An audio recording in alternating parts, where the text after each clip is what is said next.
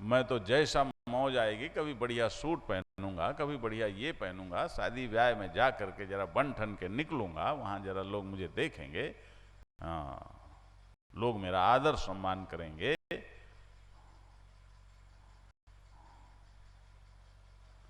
ये फिर सन्यास नहीं हुआ। एक रास्ता समझ लो, रास्ता, एक रास्ता हो गया, बस क्या, पूर्णता का, है ना, समग्र जीवी होने का, पूर्ण होने का, या एक रसता, एकदम सब में एक तत्व का अधिष्ठान की तरह, अधिष्ठानत्वेन दर्शन हो गया कि ये तो महाराज सब, इस जो कुछ है इसका अधिष्ठान दिख गया, इसका मूल दिख गया, किसमें मालूम पड़ रहा है वो दिख गया, तो अधिष्ठान हो गया, तो संन्यास हो गया। और उसके बाद फिर उसी अध्यास के साथ अपना खेल तमाशा होता रहे, जो व्यवहार होता रहे, अभिनयवत, रो रहे हैं महाराज लेकिन अंदर से मौज में हैं। कि ड्रामे में जो रोते हैं वो कैसे रोते हैं, देखो, जो ड्रामा करने वाला है उससे, अब दोनों लड़के हैं, दोनों को पता है कि एक स्त्री बना है, एक पुरुष बना है, एक पति बना है, एक पत्नी बनी है। तो पत्नी कहती है हे प्राणनाथ, अब और पति कहता है हे प्राणनाथनी, प्राण प्यारी कहता है, समझे कि नहीं समझे, वैसा बोलता है। लेकिन दोनों ही जानते हैं अच्छी तरह से, दोनों को किसी कोने में भ्रम नहीं है। वो जो स्त्री बना है उसे अच्छी तरह से स्पष्ट है कि मैं स्त्री नहीं हूं, और दूसरे को भी स्पष्ट है कि ये स्त्री नहीं है, न ये पति है न ये पत्नी है, दोनों को कोई शंका नहीं है। ध्यान देना, कहीं कोई संदेह नहीं है। तो अब बोलो, वो स्त्री दिखते हुए भी स्त्री पने का यत्किंचित भी भ्रम न रहना, इसका नाम सन्यास है।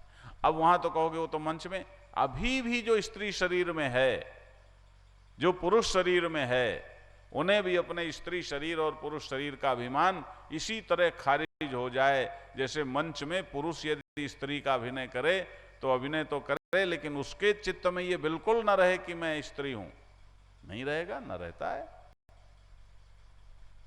ऐसे ही जो संसार मंच पर रहने वाले पुरुष और स्त्री हैं, उनके चित्त से भी ये एकदम निकल जाए कि मैं स्त्री या पुरुष हूं, है? कहीं कोई भ्रम, जैसे पुरुष को स्त्री का अभिनय करने पर कभी भ्रम नहीं होता कि मैं स्त्री हूं, ऐसे ही तुम्हें ये भ्रम ना हो कि मैं पुरुष या स्त्री हूं। बोलो शिवोहम, ये समझ लो, इसका नाम सन्यास है। क्या स्त्री हैं, संसार हमें स्त्री जानता है, संसार हमें पुरुष जानता है, लेकिन हम जानते हैं कि ना हम स्त्री हैं ना पुरुष हैं, हम तो सच्चिदानंद अद्वितीय साक्षी हैं। ये सन्यास है। और फिर उसके बाद तुम अनासक्त तो हो ही जाओगे। यदि जान गए कि मैं स्त्री हूं ही नहीं, मैं पुरुष हूं ही नहीं, तो उसमें आसक्ति कहां से आवेगी। हाँ। अब एक रो रहा है अभिनय में, तो रो रहा है, लेकिन ऐसा रो रहा है महाराज कि अगले को लगे कि सचमुच रो रहा है, बड़ा दुखी है। ध्यान देना, ऐसा रो रहा है। तो ऐसा रोने के बावजूद क्या उसको दुख है? नहीं है। ध्यान देना, ऐसा ही तुम्हारे इस संसार मंच में, ये सब संसार में, ये संसार का मंच है, और उसमें देखो ये हो रहा है, यहाँ ये चल रहा है अभिनय, तुम सुन रहे हो, इधर से कोई सुना रहा है, सारा खेल चल रहा है? कि वक्ता भी उपाधि और श्रोता भी उपाधि, कि जिसमें वक्ता और श्रोता दोनों की उपाधि है, वो एक ही है। वही वक्ता की उपाधि से वक्ता है, वही श्रोता की उपाधि से श्रोता है, न वक्ता न श्रोता, सब एक ही है। ध्यान देना, इस बोध का नाम संन्यास है, इस बोध में प्रतिष्ठा।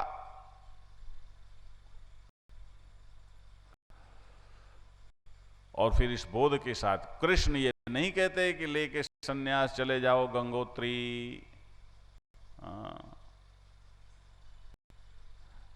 निकल जाओ बाहर, छोड़ दो संसार, संसार का कर्तव्य ना। कि इस बोध में, ये बोध तो सबका एक ही है, सन्यासी का अलग सत्य होगा, गृहस्थ का अलग सत्य होगा, ऐसा तो नहीं हो सकता ना। तो ये सत्य तो सबका एक ही होगा कि वह जो सबका एक सच है, उस एक सच में योगी भी रहेगा, सन्यासी भी रहेगा।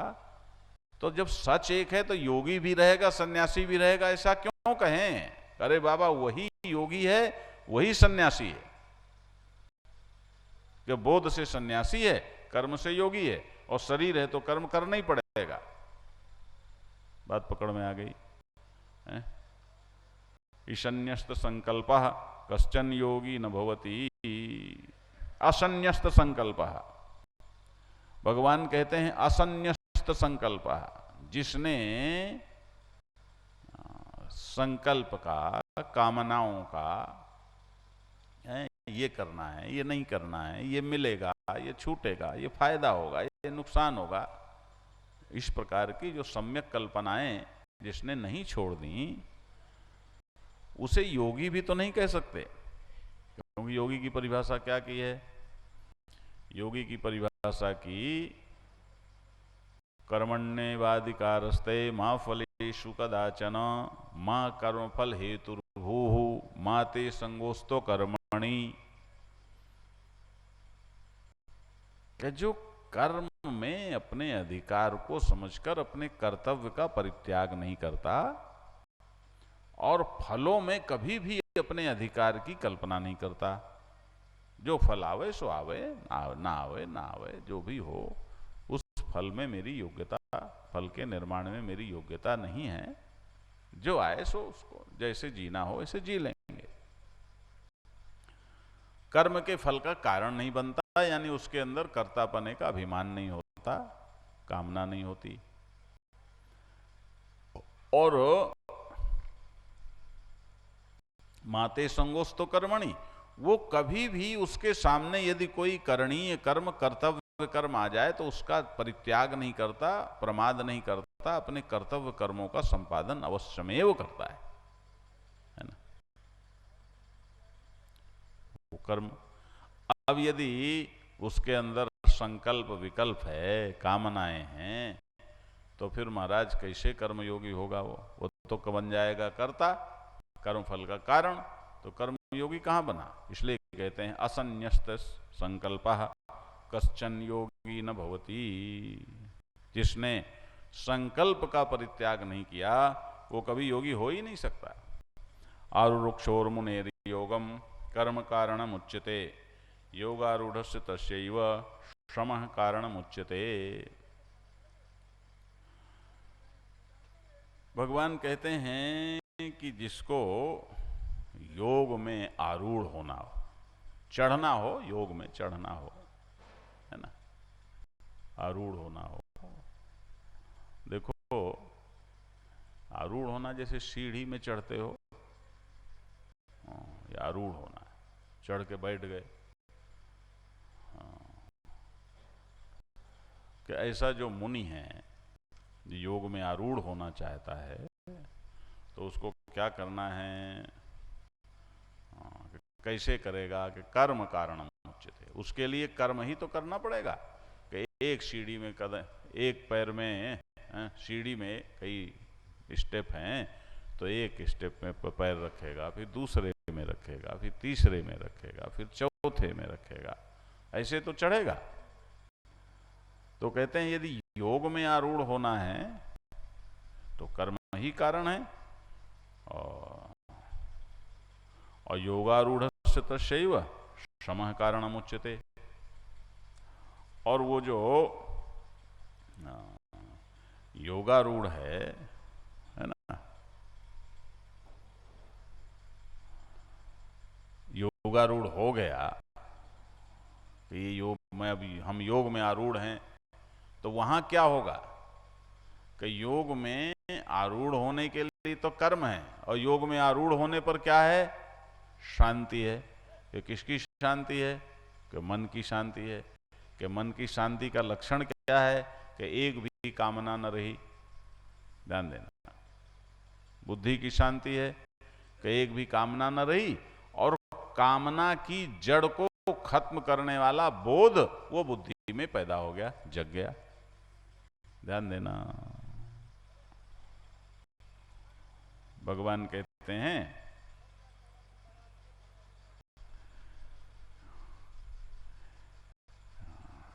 कि इसलिए यहां योग यदि उपलब्ध हो गया है तो वहां ये शांति ही कारण है। जब तक आपके अंदर श्रम नहीं है, जब तक मन शांत नहीं है, जब तक वासनाएं उछल रही हैं, जब तक कामनाएं आपको परेशान कर रही हैं, तब तक आप योग निष्काम कर्म योगी कैसे हो? नहीं हो।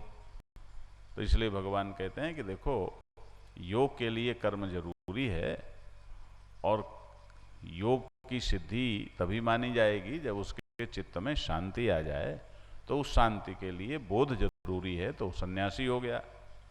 यदा ही नेन्द्रियार्थेषु न कर्मस्वनुसज्जते सर्वसंकल्प सन्यासी योगारूढ़स्तदोच्यते।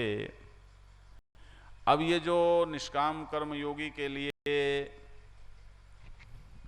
उसकी स्थिति जो बननी है, नारायण,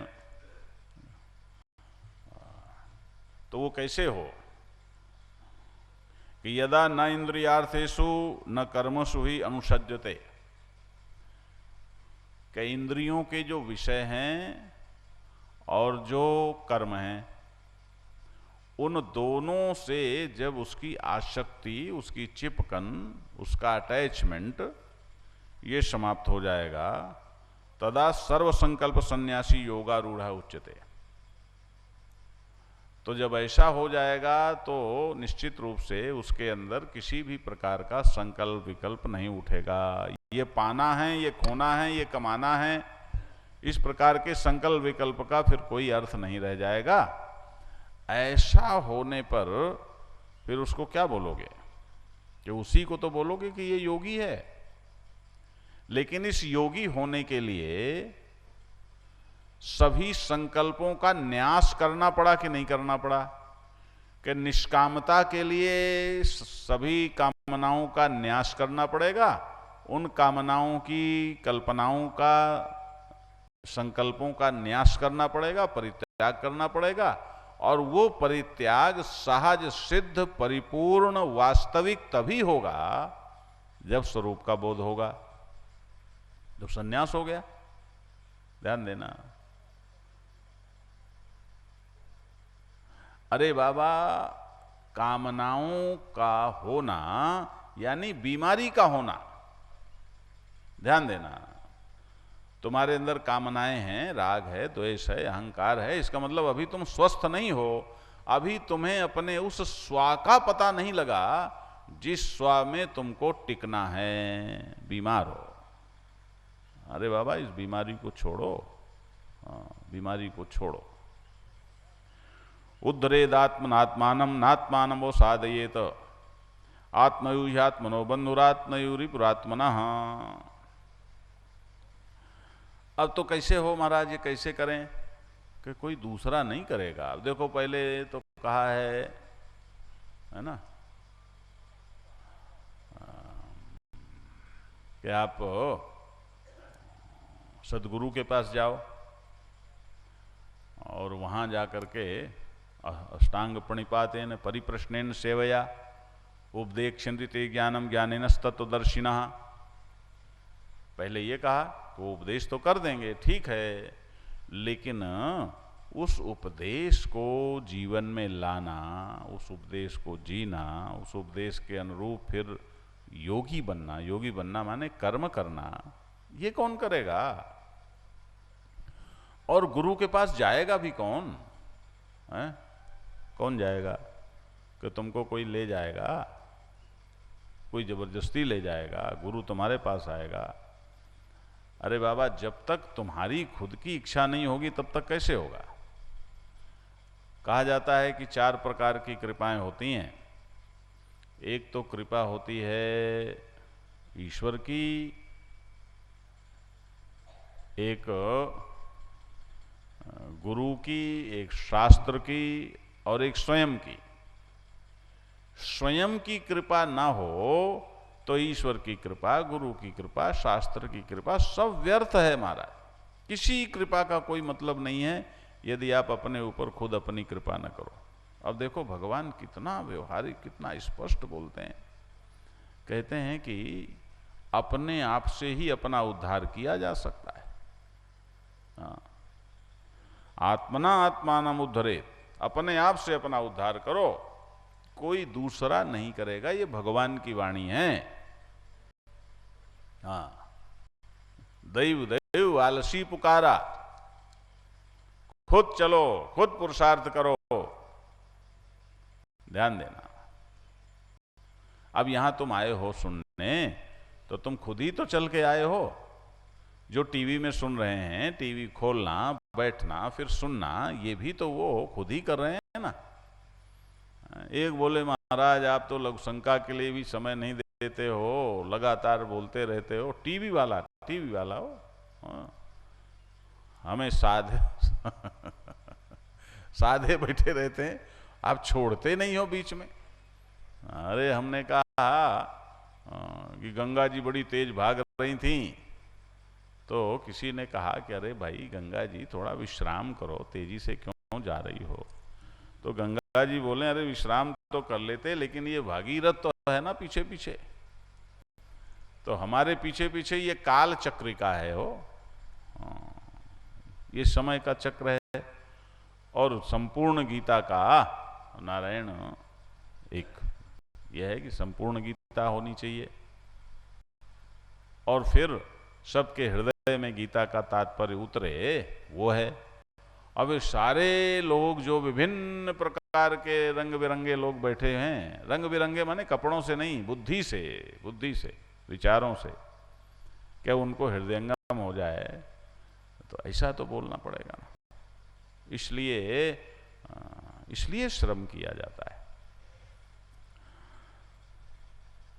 भगवान कहते हैं आत्मना आत्मानम उद्धरेत, अपने आप से अपना उद्धार करे, और आत्मानम न अवसादयेत, अपना पतन न करे, अपना अवसादन न करे, है ना, अपने को नीचे न ले जाए। अब देख लो, आप ध्यान से सुन लो, कोई न तुम्हें ऊपर उठाता है, न कोई तुम्हें नीचे गिराता है। तुम्हें स्वयं ही ऊपर उठना है, तुम्हें स्वयं ही नीचे गिरना है। यहां पर जो ऊपर उठना और नीचे गिरना है, वो आध्यात्मिक दृष्टि से है, बोध की दृष्टि से है, कल्याण की दृष्टि से है, श्रेयस की दृष्टि से है। इसके लिए तो केवल तुम हो। ये बात अलग है कि तुम्हारा कोई ना, आजकल तो जैसा देश में चलता है, अब तो मिट रहा है थोड़ा थोड़ा, लेकिन महाराज जिसको सत्ता मिली तो फिर वो अपना अपने अपने अपने सब पूरा परिवार राजा हो गया महाराज। लो कहते हैं प्रजातंत्र आ गया, लेकिन महाराज इस प्रजातंत्र में कई ऐसे परिवार निर्मित हो जाते हैं जो राज परिवार बन जाते हैं। अब वो बात अलग है कि योग्यता हो चाहे ना हो, लेकिन वो किसी विशेष वंश का प्रतिनिधि होने के कारण वो प्रधानमंत्री का प्रत्याशी बन सकता है। ये संसारी जो उद्धार है, इसकी बात यहां नहीं है। ध्यान देना कि तुम्हारा जो आध्यात्मिक उत्थान पतन है, उसके लिए पहले कह दिया कि गुरु अनिवार्य है, जिज्ञासा अनिवार्य है, ठीक है, मोक्षा अनिवार्य है, ठीक है, लेकिन सबसे अनिवार्य क्या है? कि तुम्हारा खुद का निश्चय। सबसे अधिक अनिवार्य है तुम्हारा स्वयं का पुरुषार्थ। तुम्हें आगे बढ़ना है। तो भगवान कहते हैं अपने आप से ही अपना उद्धार, अपना अवसादन मत करो, मत करो बाबा, मत करो। जरा होश में आओ, तुम मनुष्य हो, मनुष्य के वैशिष्ट्य को पहचानो, मनुष्य की असली कीमत को जानो। मनुष्य का वैशिष्ट्य शरीर का उद्धार करने के लिए नहीं है, इंद्रियों का भोगों का उद्धार करने के लिए नहीं है, शरीर के सुखों का, अहंकार के हिंसात्मक संतोष का जो नकली है उसका उद्धार करने के लिए नहीं है कि मैं बहुत बड़ा आदमी हो गया, बहुत बड़े पद पर पहुंच गया। उसे ऊपर उठाने के लिए नहीं है, वो तो गिरेगा महाराज, गिरेगा गिरेगा गिरेगा।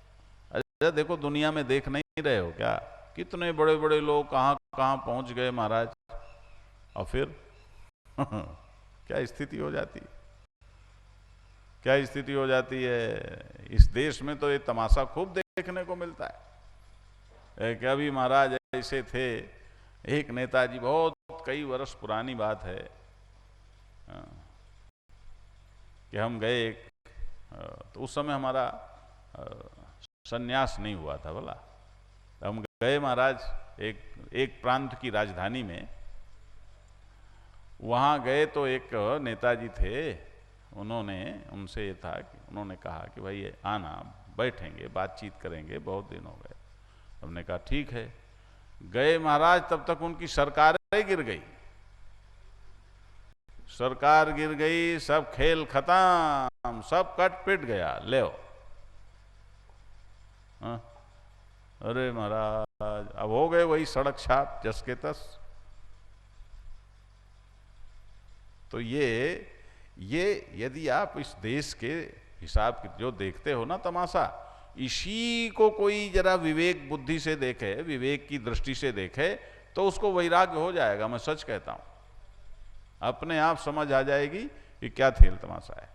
इसलिए जिस उद्धार के चक्कर में मनुष्य पड़ा हुआ है कि मेरे पास इतना पैसा हो जाए, मेरे पास इतना, अरे भाई तुम्हारी जरूरत के लिए जितनी जरूरत है उसकी चिंता करो। और मैं सच कहता हूं, जरूरत के लिए जितनी जरूरत है वो तो परमात्मा की कृपा से लगभग प्राप्त हो जाता है।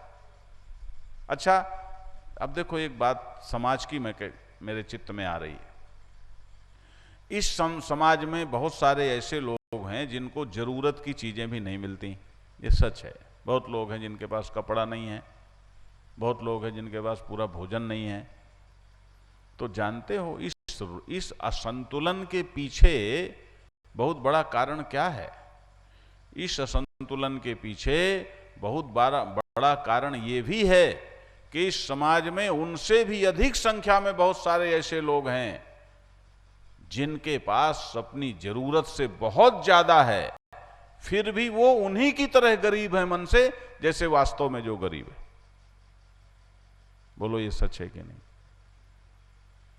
अब ये कितने शर्म की बात है, कितने शर्म की बात है। ये असंतुलन नारायण उनके कारण नहीं बिगड़ता है, उनके कारण भी बिगड़ता है, बुरा लगता है। हमारा ही देश है, हमारा ही समाज है, और हमारे ही देश, हमारे ही समाज में यदि किसी को 2 जून की रोटी नहीं है तो ये हर समझदार आदमी को शर्म आनी चाहिए, है ना।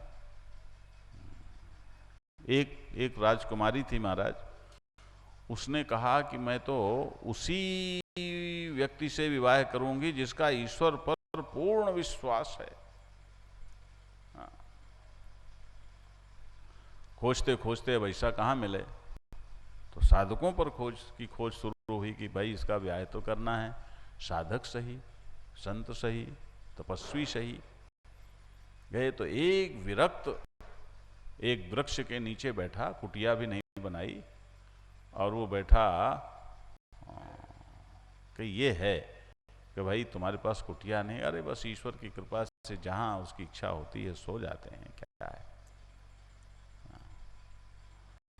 उसने कहा बस ये ठीक है, इससे मैं अपना पति बना सकती हूँ।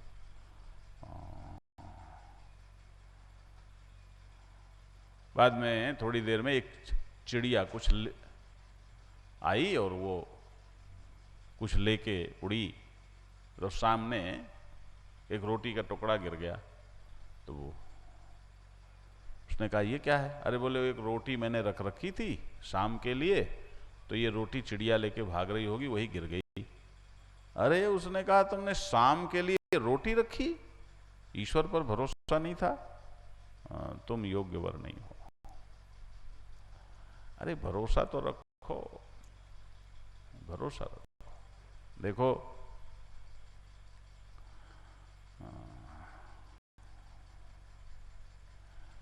सच्ची घटना है ये। मैं जरा रटने का रोग मुझे कभी रहा नहीं, मैं कुछ याद वाद नहीं करता। मैं तो कहीं तथ्यग्राही हूँ, कहीं सत्यग्राही हूँ, कहीं लक्ष्यग्राही हूँ। इसलिए रट्टम घुट्टम का तो मतलब नहीं है। मुझे नाम तो नहीं ध्यान है, लेकिन एक गवर्नर, अंग्रेज गवर्नर महाराज, वो जब कलकत्ता में राजधानी थी तो वहाँ से पानी के जहाज में वो जा रहे थे इंग्लैंड।